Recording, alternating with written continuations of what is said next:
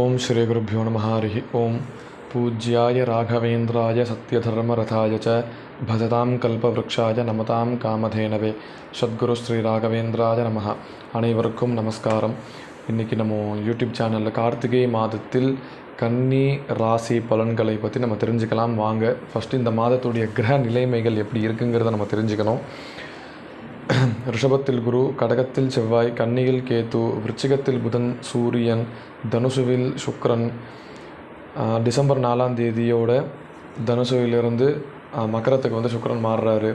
கும்பத்தில் சனீஸ்வரர், மீனத்தில் ராகு. இதுதான் வந்து கார்த்திகை மாதத்தின் கிரக நிலைமை. அடுத்தது நவம்பர் 16ஆம் தேதி அன்னைக்கு கார்த்திகை மாதம் அப்படிங்கிறது ஆரம்பிக்குது. டிசம்பர் 15ஆம் தேதி வரைக்கும் இந்த கார்த்திகை மாதம் அப்படிங்கிறது இருந்துட்டு வருது. ஸோ கன்னி ராசிக்கு இந்த கார்த்திகை மாதம் எப்படி இருக்குது அப்படிங்கிறத நம்ம பார்க்கலாம். ஃபஸ்ட்டு பொதுவாக பார்க்கலாம். உங்களுக்கு வந்து சூரிய பகவான் 12ஆம் அதிபதியாக பார்க்கப்படுறவர். அவர் வந்து 3ஆம் வீட்டுக்கு இப்போ பயிற்சி ஆகிறாரு. ஸோ எப்படி இருக்குது அப்படின்னா, உங்களுடைய மெடிக்கல் எக்ஸ்பென்சிவ்ஸ் எல்லாமே வந்து கொஞ்சம் கம்மி பண்ணுவார்.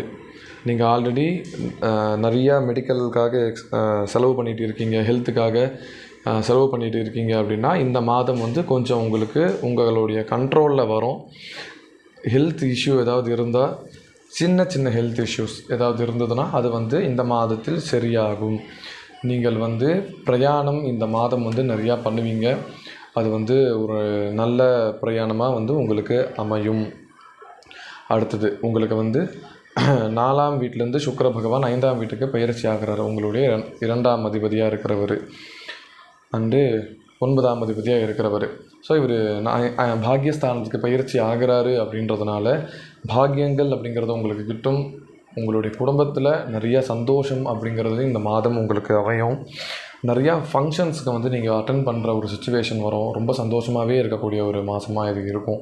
அடுத்து 6ஆம் அதிபதியாக இருக்கிற சனீஸ்வரர் 6ஆம் வீட்டில் இருக்கார் அப்படின்றதுனால ருணரோகஸ்தானாதிபதி ருணரோகஸ்தானத்திலே இருக்கார் அப்படின்றதுனால உங்களுக்கு இந்த கடனோ இல்லைனா வியாதி ஏதாவது இருந்து அதில் நீங்கள் ரொம்ப பிரச்சனையில் ரொம்ப கஷ்டப்பட்டுட்டு இருக்கீங்க அப்படின்னா அது வந்து கொஞ்சம் சரி பண்ணி கொடுத்து அதில் கொஞ்சம் கண்ட்ரோல் பண்ணக்கூடிய ஒரு மாதமாக வந்து இந்த மாதம் உங்களுக்கு பார்க்கப்படுது.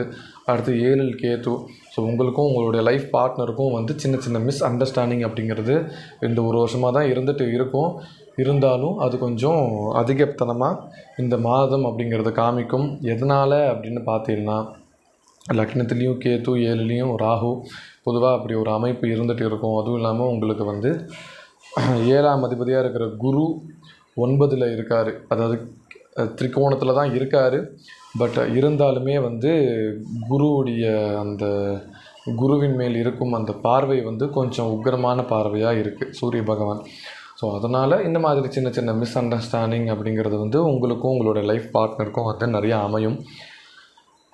அடுத்தது வந்து உங்களுடைய 11ஆம் வீட்டில் செவ்வாய் வந்து உங்களுக்கு 3ஆம் அதிபதியாகவும் 8ஆம் அதிபதியாகவும் இருக்கிறவர்.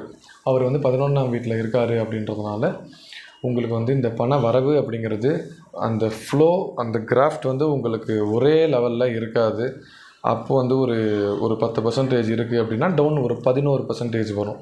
நீங்கள் சம்பாதிச்சதை விட ஒரு மடங்கு கொஞ்சம் லாஸ் ஆகிட்டு திருப்பியும் நீங்கள் அதிகமாக சம்பாதிப்பீங்க, திருப்பியும் 1 மடங்கு லாஸ் ஆகும். இந்த மாதிரியான அப்ஸ் அண்ட் டவுன்ஸ் கிராஃப்ட் வந்து கொஞ்சம் இந்த மாதிரி தான் உங்களுக்கு இருந்துட்டு வரும்.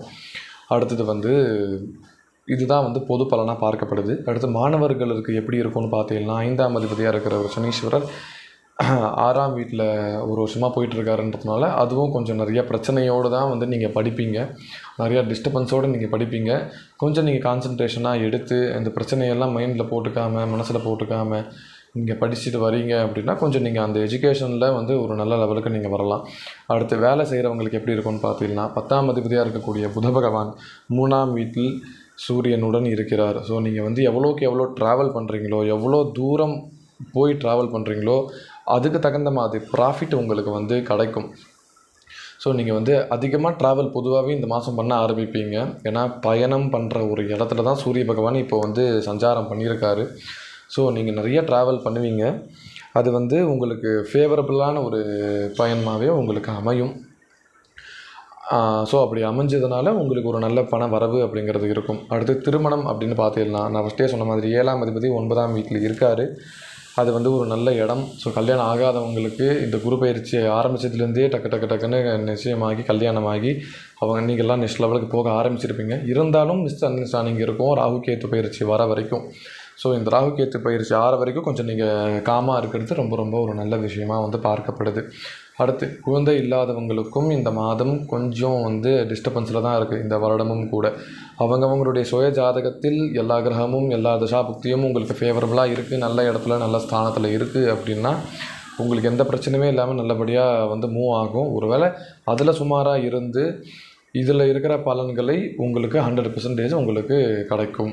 இப்போ நான் சொல்கிறது இப்போ அதில் சுமாராக இருக்குது அப்படின்னா உங்களுக்கு கோச்சார ரீதியாகவும் சில பர்பஸ் வந்து கொஞ்சம் சுமாராக இருக்குது. ஸோ அதுவும் இப்போ உங்களுக்கு இப்படி தான் நடக்கும் அப்படிங்கிறத நீங்கள் தெரிஞ்சுக்கணும். ஸோ இதுதான் வந்து இந்த மாதத்தில் கன்னி ராசியின் பலன். பொதுவாக இந்த மாதம் வந்து உங்களுக்கு எப்படி இருக்குன்னு பார்த்தீங்கன்னா ஒரு 100க்கு ஒரு 60% உங்களுக்கு சாதகமாகவும் மீதி 40% பாதகமாகவும் பார்க்கப்படுது. அடுத்தது வந்து நம்ம துலாம் ராசி பலன்களை சந்திப்போம். நன்றி, நமஸ்காரம்.